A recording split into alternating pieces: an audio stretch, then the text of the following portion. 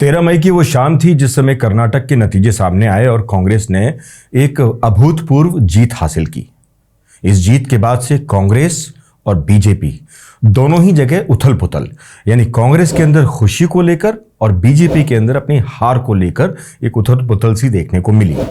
ऐसा ही नहीं, इसके अलावा बहुत सारे ऐसे दल भी हैं जो कांग्रेस को एक तरीके से पूरी तरह से नकार चुके थे, लेकिन धीरे धीरे कर अब वो कांग्रेस के पक्ष में आते दिखाई दे रहे हैं। फिर चाहे वो पश्चिम बंगाल में ममता बनर्जी हो या उत्तर प्रदेश में अखिलेश यादव हो, कांग्रेस ने एक चुनाव जीतकर अपने आप को पूरी तरह से मजबूत स्थिति में खड़ा कर लिया है।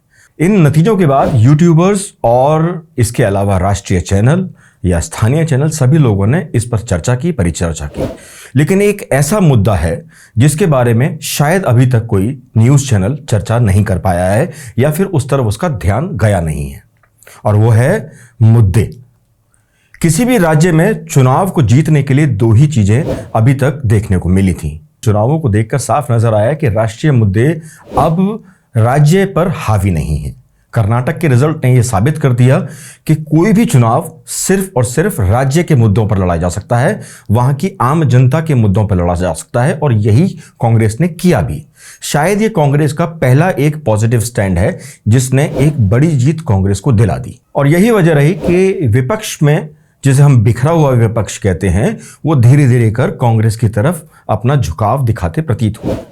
आने वाला वक्त बेहद कठिन है क्योंकि 2024 के चुनाव हैं। 2024 के लोकसभा चुनाव में कहीं ना कहीं विपक्ष थोड़ा सा मजबूत होता दिखाई दे रहा है, और यही कारण है कि खुद प्रधानमंत्री नरेंद्र मोदी अब बेरोजगारी के मुद्दे को लेकर बात करने लगे हैं। वो जगह जगह पर जाकर अब बेरोजगारों को बाकायदा चिट्ठियां वितरित कर रहे हैं उनके रोजगार को लेकर। तो बिल्कुल साफ संकेत है कि आने वाले वक्त में, चाहे वो 2024 के चुनाव हो या उससे पहले और उसके आसपास राज्य के चुनाव हो, वो मुद्दों पर ही लड़े जाएंगे, और वो भी स्थानीय मुद्दों पर।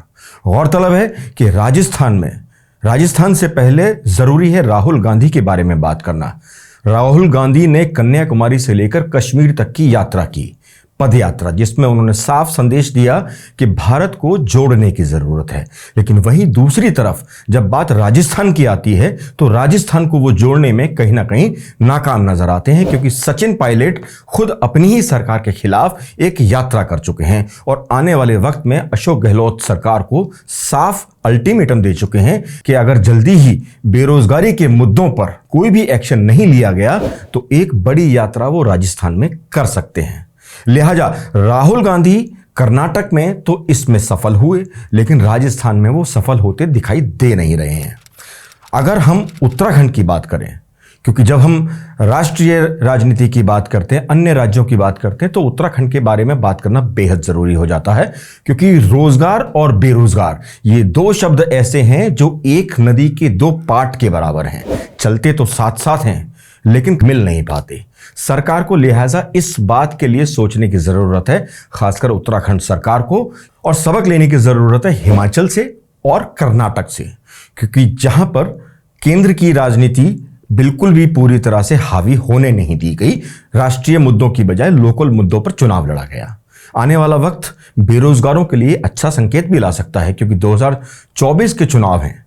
अगर 2024 के चुनाव आते आते सरकार अगर बेरोजगारों के लिए कुछ कर पाती है तो ये बेरोजगारों के लिए एक अच्छा संकेत हो सकता है। लिहाजा राजस्थान, यूपी, मध्य प्रदेश और कई ऐसे अन्य राज्य हैं जहां पर सोचने और समझने की जरूरत है, जहां पर पेपर लीक के कई सारे ऐसे मामले देखने को मिले जो युवाओं को कहीं ना कहीं भटकाने का काम करते हैं और युवाओं को सरकार के खिलाफ खड़े होने में एक रास्ता तैयार करते हैं, जिसकी गलती खुद ब खुद सरकार की ही होती है।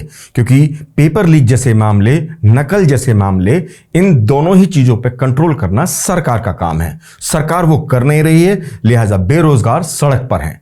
अभी राजस्थान में खुद सरकार के खिलाफ सरकार ही सड़क पर आ चुकी है।